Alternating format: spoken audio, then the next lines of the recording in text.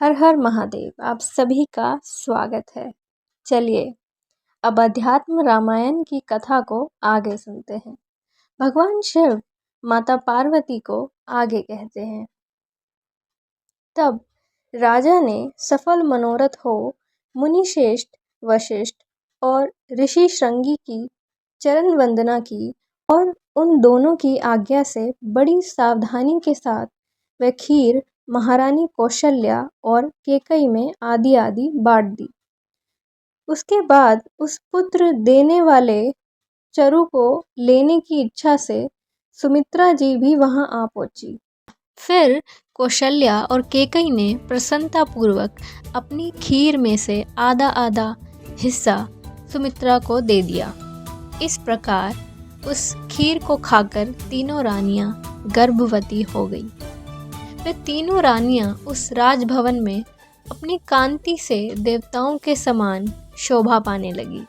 फिर 10वां महीना लगने पर कौशल्या ने एक अद्भुत बालक को जन्म दिया। उस समय आकाश दिव्य पुष्पों की वर्षा से पूर्ण हो गया, जो नील कमल दल के समान श्याम वर्ण हैं, पीतांबर पहने हुए हैं और 4 भुजाएं धारण किए हैं तथा जिनके नेत्रों के भीतर का भाग अरुण कमल के समान शोभायमान है।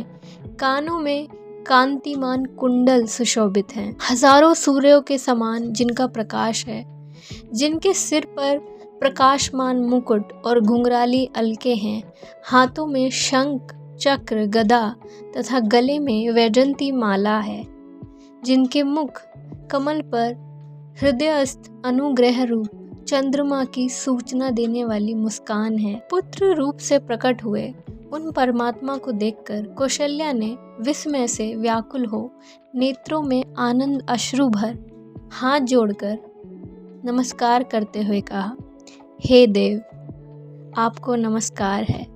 हे शंख चक्र गदाधर, आप अनंत परमात्मा हैं तथा सर्वत्र पूर्ण पुरुषोत्तम हैं।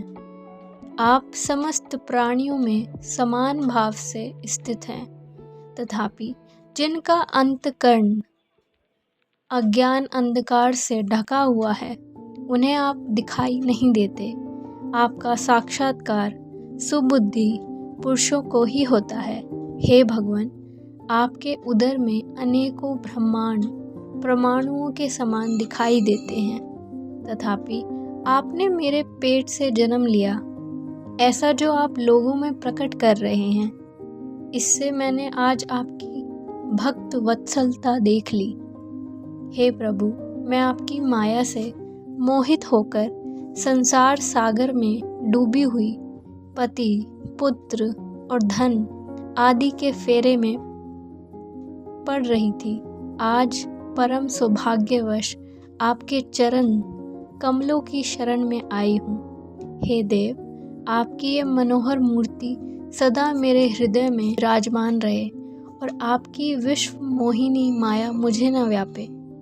श्री भगवान बोले, हे मात, पूर्व काल में मुझसे पृथ्वी का भार उतारने के लिए ब्रह्मा ने प्रार्थना की थी। अतः रावण आदि निशाचरों को मारने के लिए ही मैंने मनुष्य रूप से अवतार लिया है।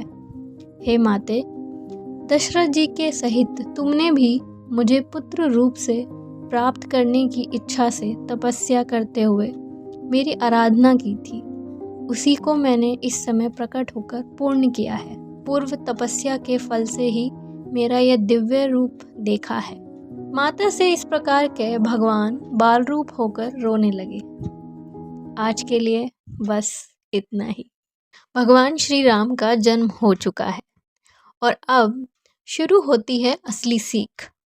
आने वाले एपिसोड्स में हम देखेंगे कि भगवान हमें सिखाते हैं हमारा स्वभाव कैसा हो, हमारे कर्म कैसे हों और सबसे ज़रूरी खुद को पहचानना कैसे है।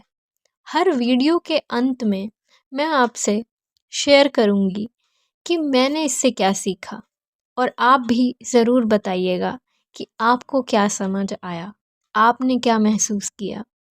क्योंकि ये सिर्फ कहानी नहीं है, ये जीवन को समझने का मार्ग है और ये यात्रा हम सबकी है। भीतर की ओर।